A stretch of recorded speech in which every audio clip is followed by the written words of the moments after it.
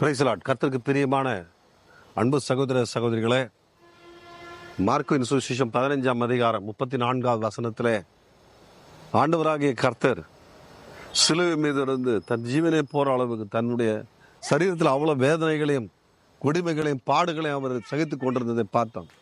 அதில் சொல்லப்பட்டிருக்கிறது, கர்த்தருக்கு பிரியமானவர்களே, என் தேவனே என் தேவனே ஏன் என்னை கைவிட்டீர் என்ற அந்த வார்த்தையை நாம் பார்க்கிறோம்.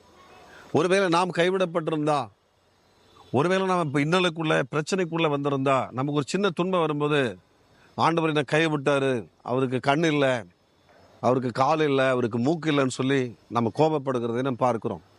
ஆண்டவராகி இயேசு கிறிஸ்து சிலுவையில் இருக்கும் பொழுது தன் உசிரே போய் தன்னுடைய சரீரத்தில் வேதனையாக அவர் அனுபவிக்கும் பொழுது ஆண்டவரை பார்த்து அவருக்கு கோபப்படாமல் அவர் தாழ்மை உள்ளவராக என் தேவனே ஏன் என்னை கைவிட்டீர்னு சொல்லி கேட்கிறத பார்க்கிறோம். அன்பு சகோதர சகோதரிகளே, இன்றைக்கு உன்னை ஆண்டவர் கைவிட மாட்டார், உன்னை விட்டு விலக மாட்டார்.